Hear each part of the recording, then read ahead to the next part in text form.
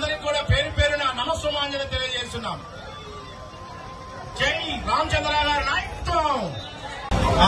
తదుపరి గజమాల అనంతరం శాఖతో సత్కరించి మన యొక్క యాదవ సంఘంలో అయినటువంటి మన ఊరి గ్రామ ప్రజలు యాదవులైనటువంటి మన వాళ్ళు మన యొక్క రామచంద్రరావు గారికి ఒక గొర్రె పిల్లని